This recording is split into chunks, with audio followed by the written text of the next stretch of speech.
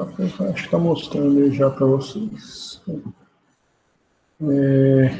Eu coloquei aqui o exercício. O que eu vou fazer? A gente vai pegar aqui os exercícios anteriores, né? Eu vou passando, comentando aí, falando o que era a resposta de cada um deles,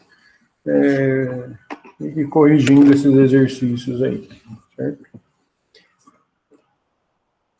Então, no de ontem, né, na aula de ontem, era descrever as 3 tecnologias, né? Então, vai falar sobre mídia ótica, fita magnética e o SSD. Aí, antes disso, na aula aqui do dia 5, o exercício do fórum, né? Aí é esse arquivo aqui, que era lá para dar entrega no formulário do Google e aí por diante. Então, esse daqui, fala lá, ó, tinha 3 questões relacionadas aos 3 capítulos que a gente viu, né? Que é o de... Esse era o de deadlock, aí tem o de memória, sistema de arquivo e entrada e saída. Então, esse primeiro aqui, que é o de deadlock, ele fala lá, ó, considere a representação dos 3 processos, A, B e C. São esses 3 aqui, cada processo tem 4 tarefas que precisam ser feitas, né? O A requisita R, depois requisita S, libera e libera. O B e o C, mesma coisa. Cada processo precisa realizar essas tarefas, A, B e C, é o que está descrito aqui. O sistema operacional escalonou os processos na ordem descrita em D. Então, aqui, nessa representação de 1 até 6, foi o escalonamento que o sistema operacional fez para esses processos. Então, o escalonamento foi ABC, ABC. Então, na hora que ele coloca executar o A executa a primeira linha, depois coloca executar o B também executa a primeira linha dele, e aí por diante. Esse escalonamento resultou nos passos descritos de E até F. Então, esse daqui é o primeiro. Aqui é o último. Então, no primeiro passo, A requisita R. Como R está disponível, ele não está sendo utilizado por nenhum outro processo, coloco a seta do R para o A. Depois, escalona, vai executar o B solicita o S está disponível, então eu coloco uma seta do S para o B, e aqui mesma coisa, eu coloco uma seta do T para o C, para indicar que o recurso T agora está sendo utilizado pelo processo C. No próximo escalonamento, à medida que você vai executando esses processos, aqui o A volta a ser executado e ele solicita o recurso S, que é esse número 4. Quando A solicita o recurso S, o S já está sendo utilizado por B, então eu traço uma seta do A para o S. Aqui, o número 5, B solicita o T já está sendo utilizado, uma seta do B para o T para solicitar esse recurso, e mesma coisa aqui, uma seta do C para o R. E a hora que eu coloco essa última seta aqui, eu tenho o deadlock, né, o impasse que ele está falando ali. Resultando, então, nos passos aí, também resultando em deadlock. Então, considerando esse caso, aí que vem a pergunta, né? O que o sistema operacional poderia fazer de forma diferente para não acontecer o deadlock, né? Nesse caso, para não acontecer o deadlock, o sistema operacional precisa escalonar de forma diferente esses processos, né? Então, é escalonar de forma diferente. Por quê? Acho que até no livro lá tem uma representação que ele escalona, coloca essa sequência aqui de forma diferente, se não me engano é AC, AC, aí não vai acontecer o deadlock, né? Então é escalonar de uma forma diferente. Aí depois, por que isso não é válido para um sistema operacional interativo, né? Por que escalonar diferente aqui funciona, né? Sem entrar ainda no sistema operacional interativo. No exemplo que está aqui, eu sei o que o processo A, B e C vai fazer. E ele vai fazer nessa ordem. E ainda eu estou supondo que ele vai executar uma vez por linha, né? Cada linha que é executada a hora que ele é escalonado. Então aqui eu sei o que o processo vai fazer. Se você falar, daí ele pergunta, por que isso não é válido num sistema operacional interativo? Sistema operacional interativo, eu controlaria o funcionamento do A.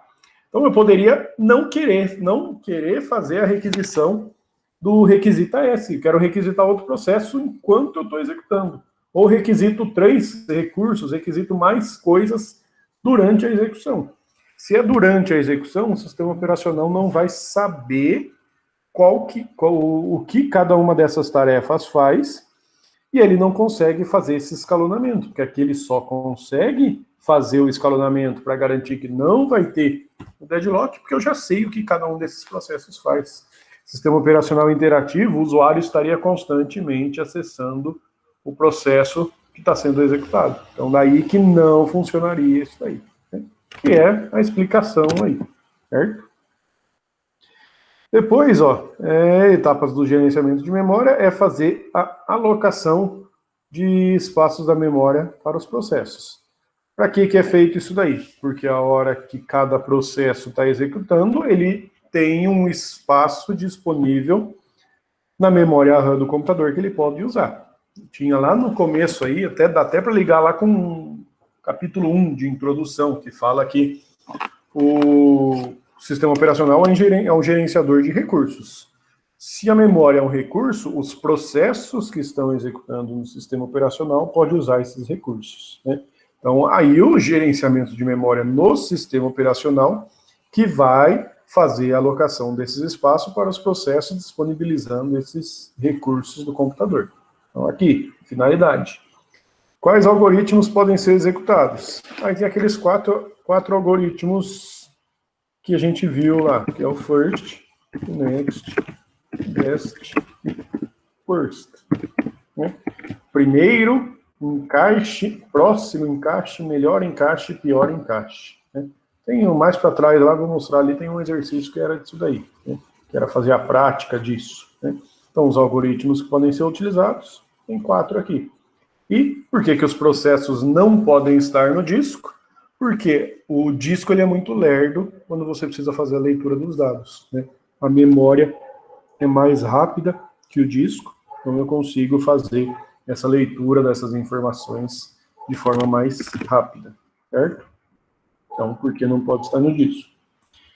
Depois, suponha que o mapa de bits ou a lista de blocos livres. Deixa eu usar esse daqui para fazer. 1, 2, 3, 4, 5.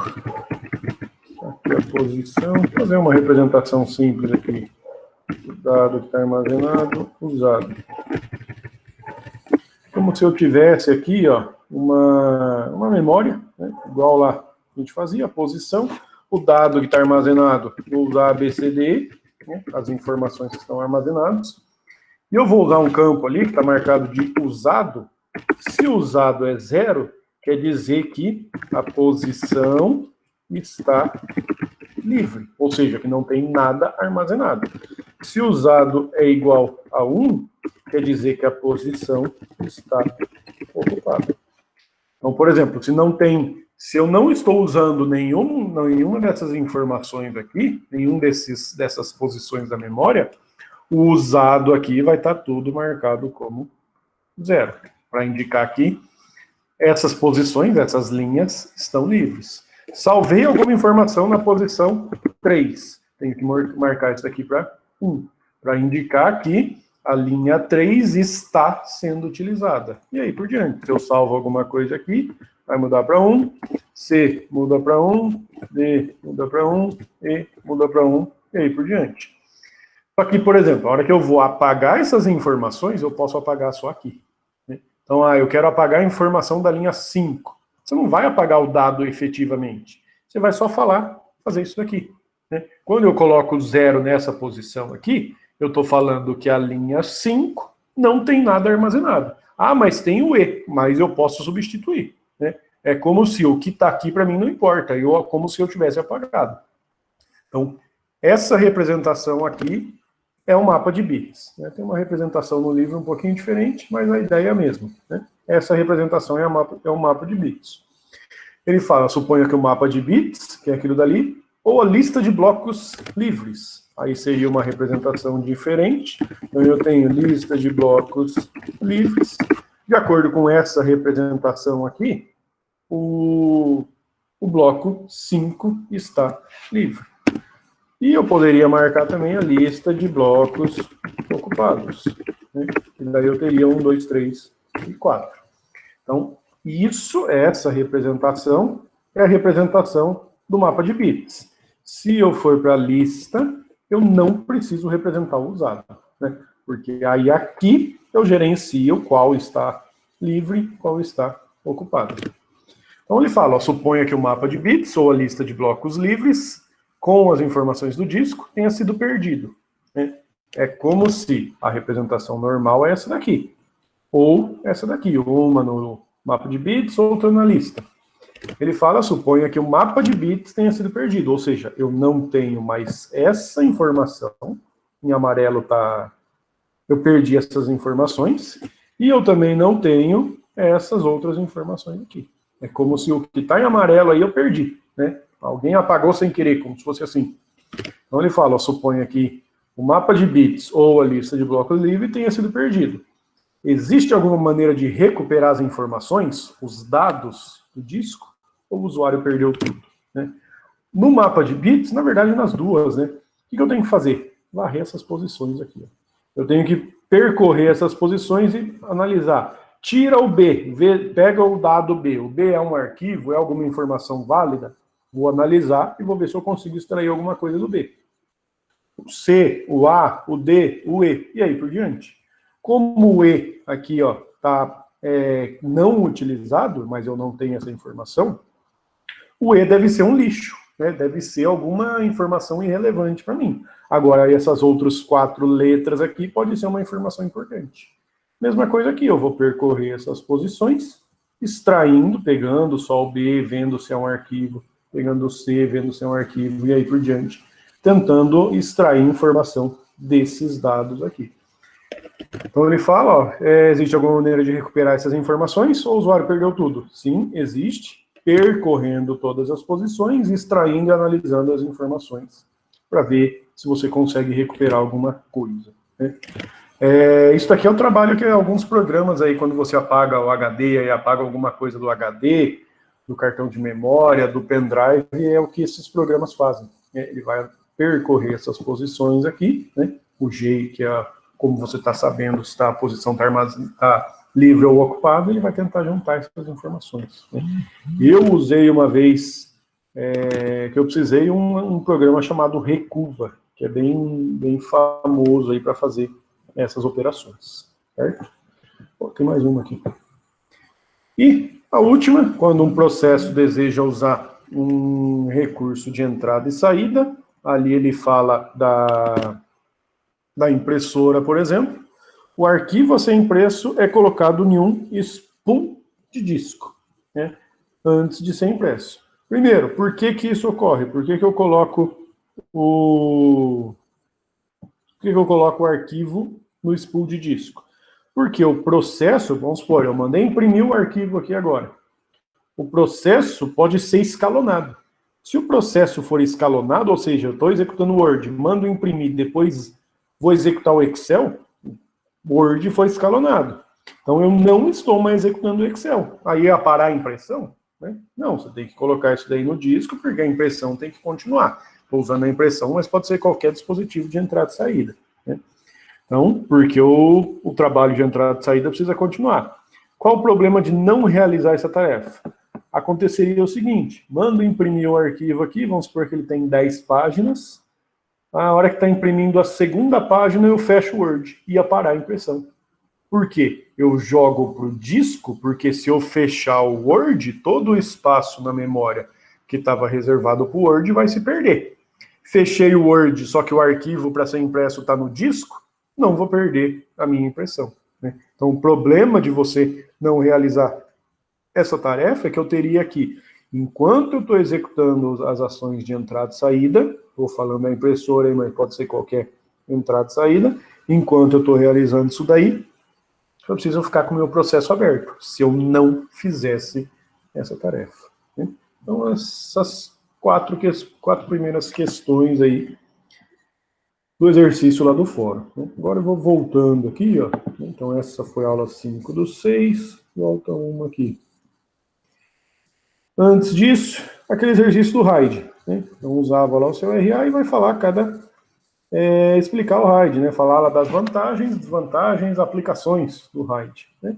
Isso daí é mais analisar lá o formato de cada um dos RAIDs, né? As características dos do RAID, deixa eu só abrir para mostrar aqui.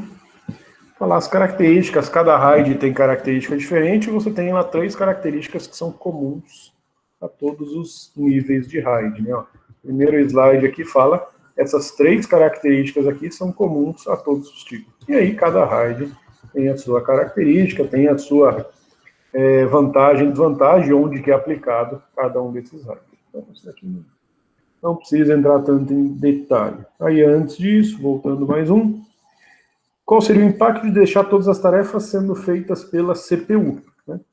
Ou seja, que ele está falando de entrada e saída, quando eu preciso fazer uma entrada e saída, eu passo essa tarefa para o módulo de entrada e saída.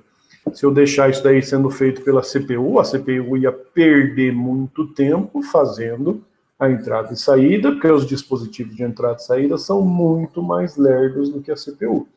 E iria sobrar pouco tempo para você fazer o processamento efetivo das informações, porque a CPU estaria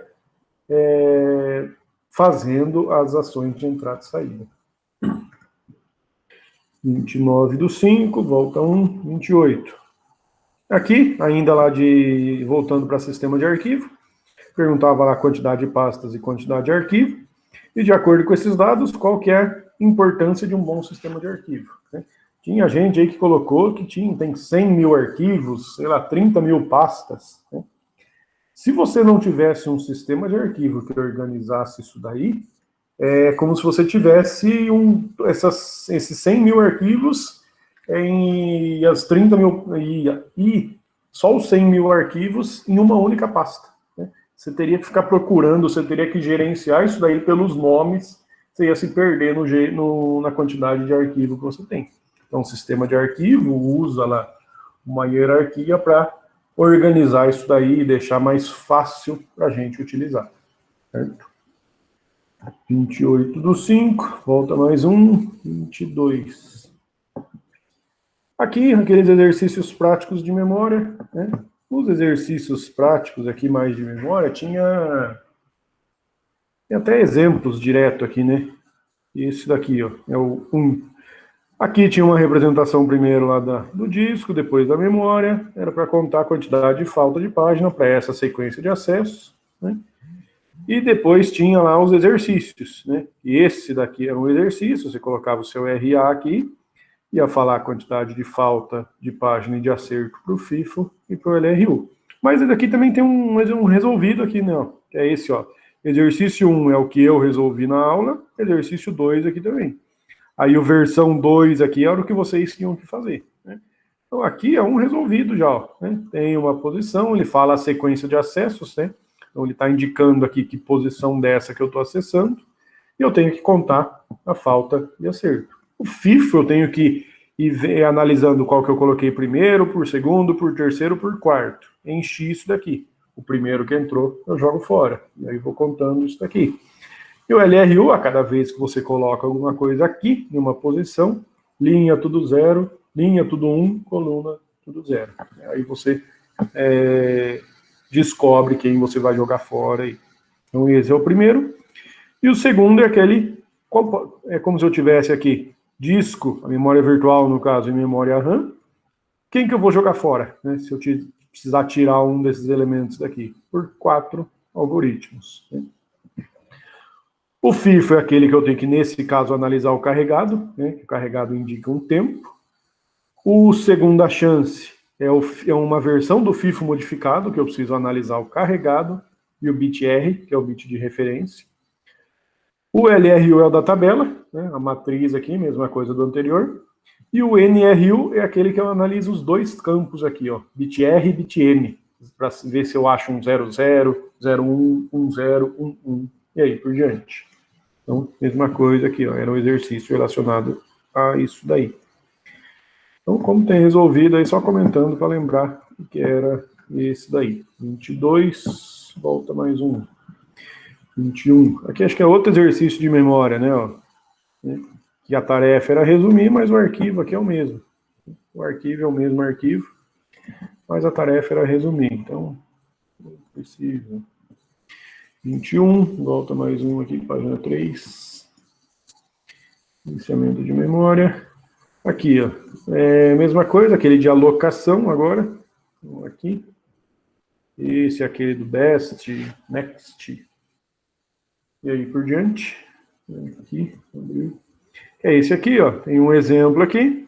Então é como se eu tenho esses valores, que são espaços na memória. Eu tenho um espaço livre na memória que tem 14, outro que tem 8, outro que tem 24, e aí por diante. E eu quero armazenar um processo A que tem tamanho 16, um processo B que tem tamanho 14, um processo C que tem tamanho 13. Onde que eu vou armazenar? Né? Aí está em amarelo a resposta aqui. Cada algoritmo vai ter uma resposta diferente aqui. Ó, né? First, best, first e next, best e worst. Aí o exercício era usar a mesma coisa lá, usar o RA e colocar a sua resposta aí. Esse 15/5. Voltando mais um, 14/5. Ah, dia da palestra aqui lá, então não teve, né? Que era entregar. Deadlock. Aqui, ó, era aquele que era para utilizar o site para fazer a modelagem, né? Então, na anterior aqui, ó, essa. Você tinha lá que colocar um exemplo do sistema operacional que necessita de recurso compartilhado, né? Falando que pode acontecer o deadlock. Que aí seria a mesma ideia de você ter essa representação que estava no exercício aqui, né? Como se você representasse um caso que pode dar o deadlock. Poderia ser algo desse jeito aqui, né? Então, primeiro, a do dia 7 aqui era descrever isso daí. Então, você tinha que falar, eu tenho dois processos precisam de 2 recursos cada, né? Aí, da próxima aula aqui, que era dia 8, aí você usava esse site aqui, que é para você montar diagrama, né? Você consegue fazer essa representação aqui para mostrar que pode gerar um deadlock. Só representar isso daí no diagrama, né? Montar essa representação. E antes disso, prova, né? Então era esses exercícios aí que a gente teve nesse bimestre aí, né? Fica lá, ó, tem mais 2 aulas, né? Acho que mais aula do lado do dia 25 e 26, né? Comentei acho que ontem. E a nossa prova acho que está dia 2, não sei se o Marcelo já passou as datas aí as datas do calendário para vocês, né? Calendário de prova. E acho que deixa eu achar aqui que tem o Marcelo pediu para dar um aviso lá para vocês, né? Que segunda e terça vai ter umas palestras aí, né? Vocês devem ter recebido lá. Vai ter quatro palestras segunda e terça, né? Uma é com o Alexandre Montanha, que ele vai falar lá de como acontecimentos que mudam o cenário aí na tecnologia, né? Esse Alexandre Montanha, ele tem uma empresa aqui em Maringá, para quem conhece, que mexe bastante com processamento de imagem, né? Que é bem legal o que ele faz lá, por exemplo. Aí tem outra lá relacionada à carreira de TI, né?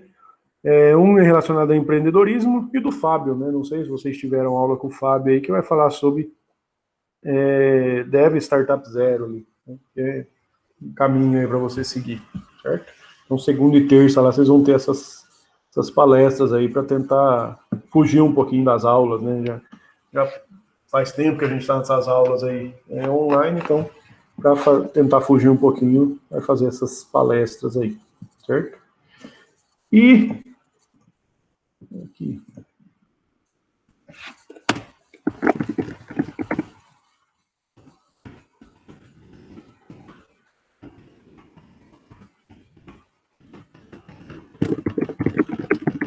Para simplificar aí, ó, pra vocês, ó, só responder presente, só postar presente lá no tópico aí da aula de hoje, né? Como eu fiz isso daí para resumir, resolver esses exercícios aí para não